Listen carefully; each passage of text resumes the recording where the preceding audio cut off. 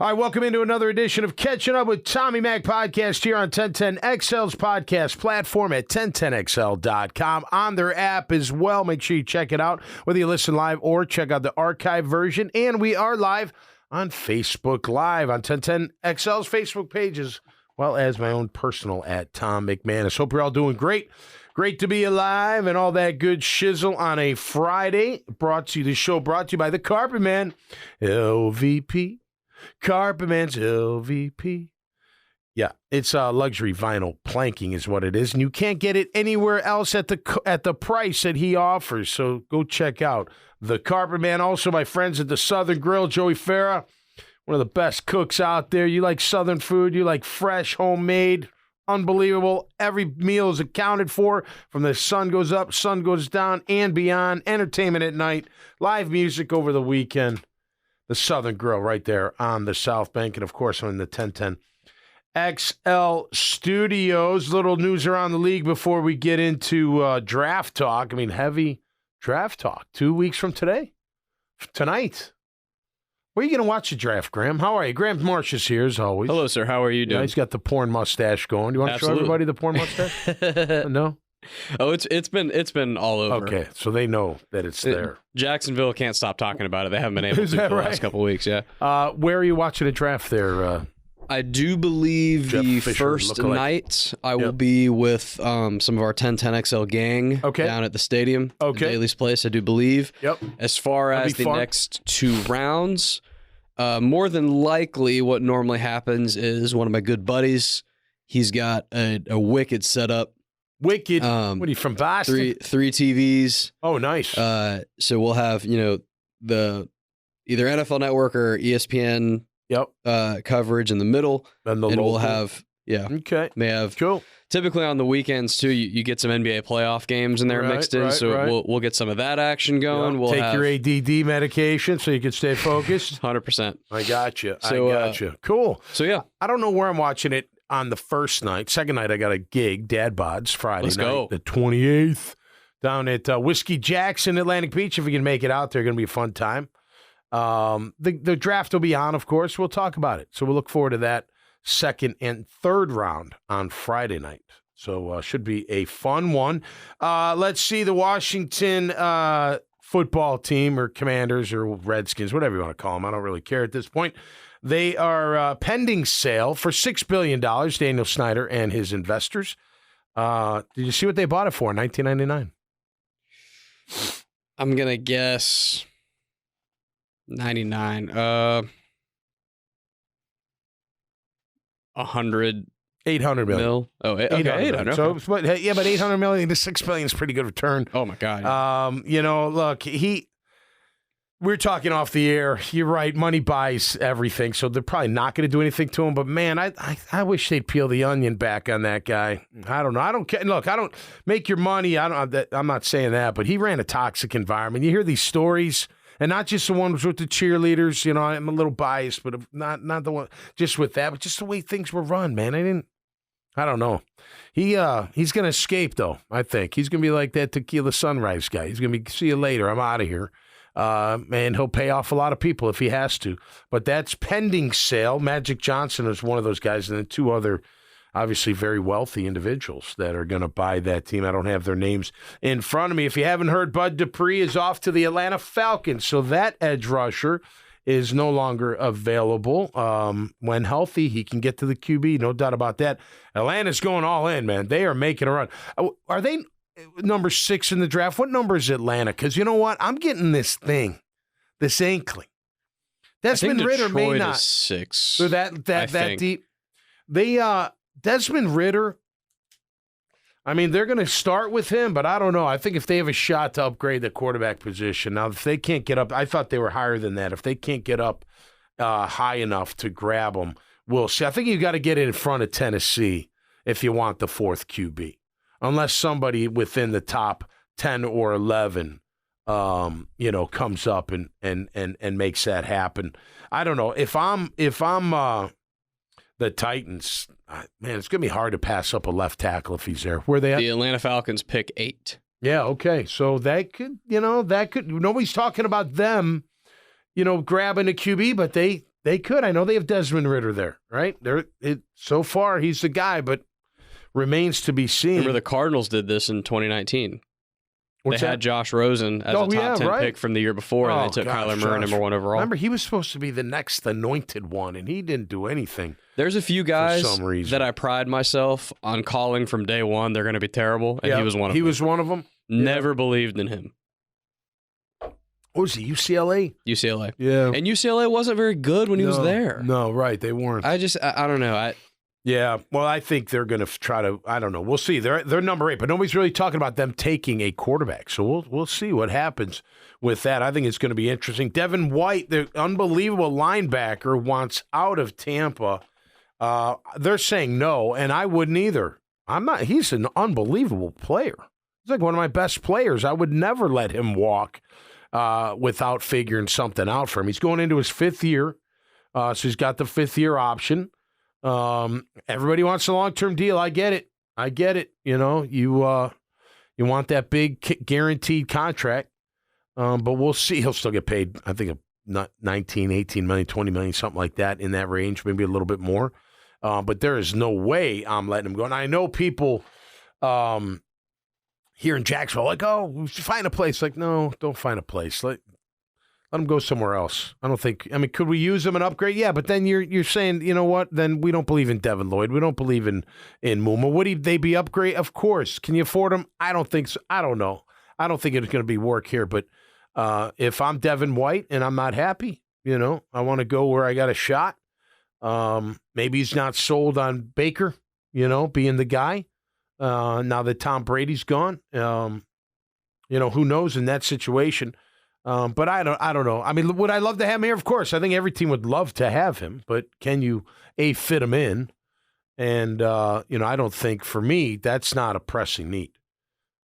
He would make the backers better, but look, Aluakin was one of the best in the game last year. He was. His stats, you know, he makes a shit ton of plays. So I'm fine with our linebacking core. But it sounds like he wants out.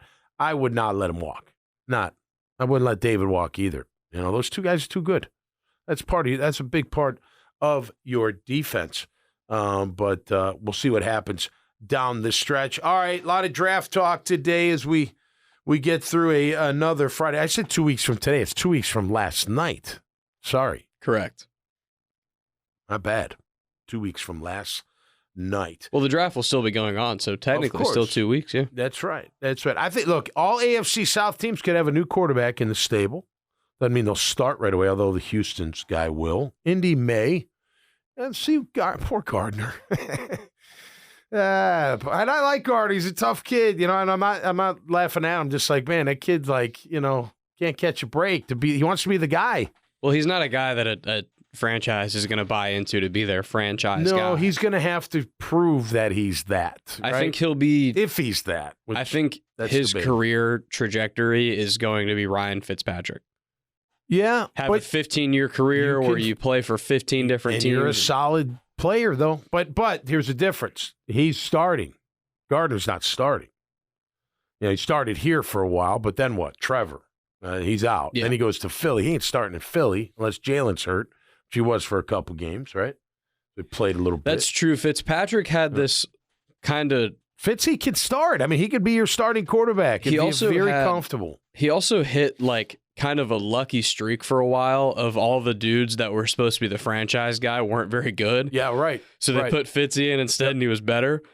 But, like, I mean, Gardner goes to Philly, and Jalen Hurts is unbelievable. Right, no, right. He's here. And then he goes to Indy thinking, oh, man, yeah, we have a chance. And then Indy's like, well, you know, we might want this quarterback. Right. You know, we'll see what happens. But there very well could be. Again, I'll go back to the Titans. If Tannehill's healthy, I'm running with him another year. You know, I am.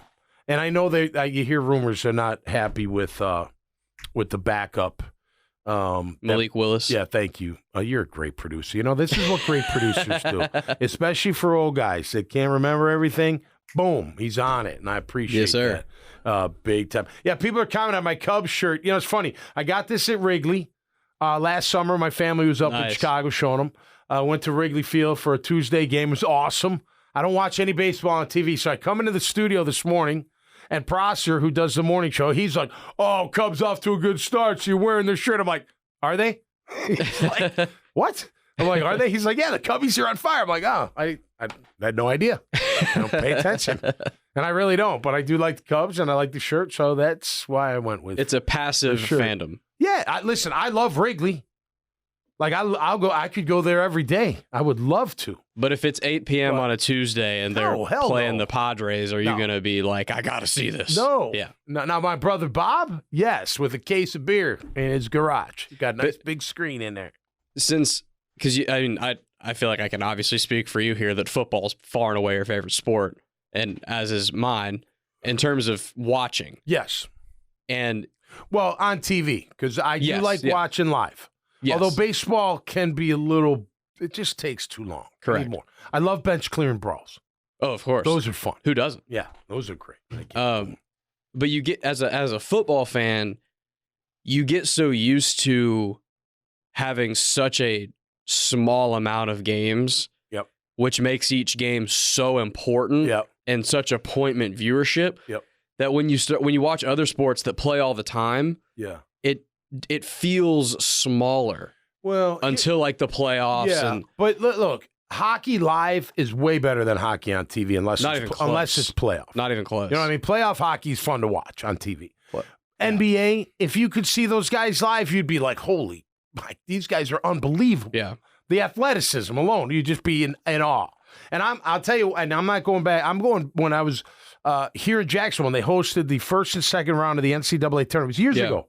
And we got front row because I think it wasn't 10-10 yet, but it was front row. And I was just like, oh my gosh, these guys are massive and they can move. And so anyway, I think if you saw them live, it'd be different. Now, I'll get into I can't even say I get into the NBA finals. I don't know. It depends. If it's I love the NBA playoffs. If it's like a tight series, maybe, you know what I mean? I'll watch a game or something like that. But again, I'd rather watch live. My viewing pleasure is football and really the NFL and then really big college games and then high school. The only thing I don't like about going to high school games, there's no instant replay. So you feel like you're back in the 20s or something. Like you see a play like, man, I'd like to see that again.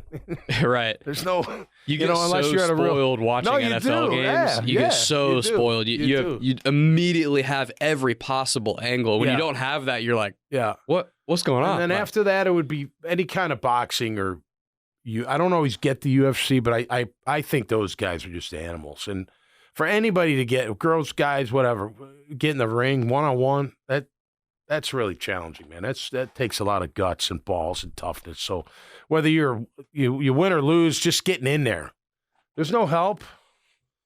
There's no help. Football, you got help, you know? Right. Big guy picks on you, guess what? Your big guy teammate comes over, he's like, what are you doing? Don't be picking on him. You know what I mean? In the ring, you're screwed unless you can win. So I like that. And then, I'd watch, I'd watch hockey probably third. I just think like my best. When football is your main go-to sport, you just get so used to like every game has so much gravity and you hold on to every possession, every play so much that, like the NBA, like I like the NBA. It's probably my second favorite sport after the NFL and college football. Okay. But like when it's game 53 on a Tuesday night, I'm not holding on to every possession. Well, you know what I mean? To me, a lot of it is they go down, score, they go down, they score, they go down. And they're great. Baskets are cool, how far they shoot them from. The dunks are incredible, all that's. And then the last 5 minutes, they start playing really tough defense, and then try to really. And then it takes forever because the whistles and the foul, and then forget it. You've lost me after that. But nonetheless, I obviously respect any and all of those athletes at all levels, really, man. No doubt about it. All right, so I was saying earlier, Jags at 24, I think they're going to have a nice opportunity of selection based on position. I think there's going to be a corner available. I think there's going to be a safety available. That Branch kid could be available. That'd be interesting. I do think an edge/DN is going to be available. I think a nose tackle, and talk about that in just a minute. Wide receiver could be there. Tight end could even be there. Maybe. If I don't think you'd go that high for the kid out of Georgia, but the other two. Mayer and Kincaid. So I do think you're going to have a nice opportunity to select a position of need. Now, you can rank the needs. I'd probably go corner number 1, and then, look, I was saying this on the air, I don't want just an edge. I want a guy that can play the 5 technique if we're sticking to a 3-4 and jump outside and rush from a stand-up position. That's what I want to see. I don't want just and no disrespect to any of the prospects out there. I was never a first-round pick, so I'm not bagging on anybody. But like a Nolan Smith, to me, I don't know. He's fast as all get out. There's no doubt about it. But can he hold up when I'm coming right at him? Rushing a passer is one thing. But if that's all he can do, I don't know. That's not for me on this team. Particularly when I'm in a division that has Derrick Henry, Jonathan Taylor, and Dameon Pierce. Yeah, I mean, you know where I'm going. I'll tell you one thing about Trayvon Walker. He's tough against the run. He's a physical dude. He is. He's not a easy guy to block. He's one of the only people. Once he develops in the more, he's one of the only. It'll be great. He's one of the only players I've ever seen take a Derrick Henry stiff arm in the open field, and still grab him and make the tackle. No, I know. Himself. Yeah, he's a very, very, very strong dude. So I do think we're going to have a pretty good selection. I do think. Look, I know the kid out of Miles Murphy out of Clemson. I wish I had my readers. I'm sorry if I'm squinting. Back in the day when I was single and the contacts would kill me, this is how I'd be looking at people. They'd be like, why are you so mean? Like, what's wrong with you? Like, I'm not. I can't see for you know what. But nonetheless, Miles Murphy, look, if the only thing I don't like about it, I read on a report that he doesn't have a lot of counter moves, so he's big, he's long, he's powerful, he's got a good first step, but he's not a natural pass rusher. So for me, if I'm going pass, he's got to be able to rush the pass. He's Trayvon Walker. He's not a project. I don't want another Trayvon Walker. I want someone that – and look, we can figure this out with free agency. There's plenty of free agent pass rushers that we could bring onto this team. Houston, Clark, Ngakoue. There's others, you know what I mean, that could be a nice fit here. And that's okay, if in my opinion. We don't have to go draft. So I'm thinking, look, I'd love a corner, whether it's a kid out of Maryland who could be there. Emmanuel Forbes could be there. Ringo, I read something about Ringo. Now, I like that he's 6'2", 205, the kid out of Georgia. It's a big. They said he could play press, but he's a little stiff. A little trouble in change of direction. Just a report. I'm not saying it's true. I'm just saying when I see that, I'm like, I don't know if I like that. And we do have a luxury with Darius Williams being here because he can play and has played outside, and that's what they brought him in for, to be honest with you. So I'm more of a branch type guy. If he could play that nickel, help out somewhere else, he can blitz with his speed, that would be more of an ideal player for me. So I think you're going to have a shot at a guy like that, a corner or maybe the kid from Bama. Tackle, it depends who's there. And, I do like that Darnell Wright. I love what he said, of course. The kid from I don't know if they're going to take him that high. It depends what Phil Rosher thinks about the kid, Anton Harrison out of Oklahoma. Phil Rosher, the line coach, did go out there and worked him out. So maybe he really likes him. He comes home. He's like, hey, we should take this kid. Don't wait till the second round. He's going to be gone. I'm okay with that, and I think that would be fine. Quentin Johnson, he's one of the wide receivers they brought in. Smoke screen, maybe. I don't know why they would need one, but maybe it is. But, again, big-bodied wide receiver. Another weapon. You don't know how – look, we all think Calvin Ridley's going to be incredible and be here for a long time, but we don't know that for sure. You don't know that. I hope he is. I hope he's unbelievable. I hope he's one of the best wide receivers we've ever had here. But that remains to be seen. And I know it all looks good now, right? The videos look good. He feels good. He sounds good. They're throwing the ball together. Everything's good and shorts and I'm fast. I throw the ball here. I catch. Watch me on video. Nobody's guarding me.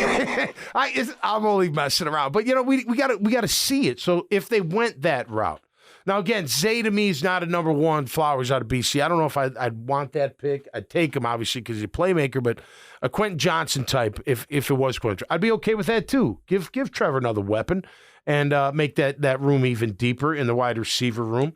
Look, that Mozzie Smith is intriguing to me. Now, I've seen him earlier than 24. I've seen him later than 24 in the second round. So that one they're going to have to figure out in the war room. But look, this is what intrigues me about the kid out of Michigan. He's 6'3", about 325. That's a nice size for a 3'4" nose. Okay? Now, Foley Fatukasi can play nose, but he's better suited as a big end. Devon Hamilton can play nose and done okay there too, but I think he's better served as a big DN. And what I think is good, which doesn't mean they do, having versatility, having flexibility on that D-line, right? So say I do grab Mozzie Smith out of Michigan to be my nose tackle. Now I can do what? I can move Devon over to a big end when needed. And I'm telling you right now, that guy one-on-one with a tackle I'd like that matchup, as opposed to him getting too tall at the nose and being, taking on that double team. I think this guy, Mozzie Smith, can show with some quickness too. He can split the defenders when he has the double team and make a play. I'd be okay with that pick too. And I'd be okay with the Miles Murphy pick too, but he's got to be a pass rusher. I don't want, and look, whoever they pick, I'm going to be like, all right, they're a Jag. I'm pulling for them. I want them to do well. But if they're going to go that route, he better be able to get to the quarterback. Not a project. Not, hey, this kid's just really athletic and big and strong and fast, blah, blah, blah, blah, blah. But he doesn't have any technique to get to the quarterback. Then I'm going to be like, I don't know. You know what I mean? I want somebody. We can get there. Not consistently. But the sacks don't show it. It's not all about sacks. It's more about hits to me. And, look, on occasion, or I should, more than on occasion, but in spurts, and a game here or there could be a spurt, they would get in pressure on a quarterback. A lot of times, though, that quarterback was number one. Oh, number one. Number two, where's number? Oh, there's number two. Oh, he's not open quite yet. Let me wait just a second. Oh, three. Oh, look at him. He's open. Shink. Let me go take a nap and have some lunch and call my mom. I'm just hanging out back here. Don't mind me. Right. Well, now, that wasn't constant, but it was enough to be like, man, we know this. The QB, anytime a QB has time, they're making throws. Correct. They're going to make the throws. The good ones are. And there's plenty of good ones to do it. So I believe that just assuming for a minute that at 24 they take defense, which they might not, but let's just for this argument, just pretend they're going to take defense. Yeah. Right now, I'm kind of the belief that, one of these DBs might be great, but I don't think any of that matters if you're not getting to the quarterback. So I'm leaning somebody to get to the quarterback. If I have two guys that are relatively equal value, okay, at a safety or corner versus edge guy. I know what you just said, but you get what I'm saying. Just someone on the line to get after the quarterback. I want the guy coming after the quarterback, I think. Okay. Because I believe until we are successfully getting to the quarterback on a consistent basis, I don't think it matters who's back there. Well, it goes hand in hand, though, too. They can give you a split second extra. So, but I agree with you. That would be a tough one. I think... And I don't think we're the only team. There's other teams out there. They're going to grab. There's too many DNs out there right now. Get them on a 1-year deal or 2-year deal, whatever. They're going to get gobbled up, whether it's right at the draft, after the draft, at some point. Some may wait till the summer. But you got guys that can get to the QB. I mean, Leonard Floyd's a really good player. Really good player. I mean, that guy, I'm surprised he's not signed yet. Granted, he may want the moon, I tell you, everyone's talking about the contract, and the multi-year contracts with the massive money. I tell you, the ones that tell the true story are the 1 year, $15 million guaranteed, up to $19 million for Odell Beckham Jr. 1 year, try it. Hey, come try it out for $15 million. Right. You never have to work again at $15 million. You don't have to work again at $5 million if you don't want to. If Honestly. You do it right. That to me is insanity in a good way. Hey, man, go get it. Get as much as you can, but. That shows it's not the Jeffrey Simmons, which, by the way, did you see his press conference? That guy loves ball. That's why.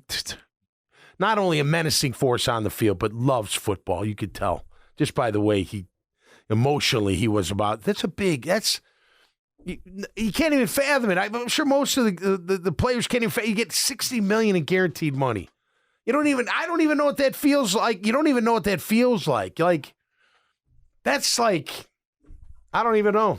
You know what I mean? Go play ball, and then you're set. Everybody's set. You've gotten, other than, look, I don't care how much money you have. Everybody goes through some shit. There's no doubt about it. Everyone's got some BS that's going on in their life, and I hope you get through it. It could be anything. Could be medical. Could be family stuff. Could be friend stuff. Could be anything. Could be your marriage. Could be anything. All the money in the world ain't going to change any of that, right? Could be your health.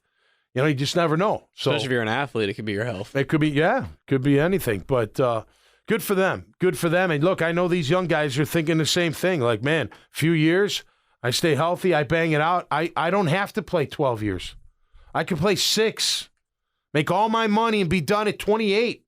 And you're seeing that more and more in today's game, right? That kid out of Ali Marpet, the guard out of Tampa, he signed a nice deal, and after 7 years, he's like, I'm out. Good for him.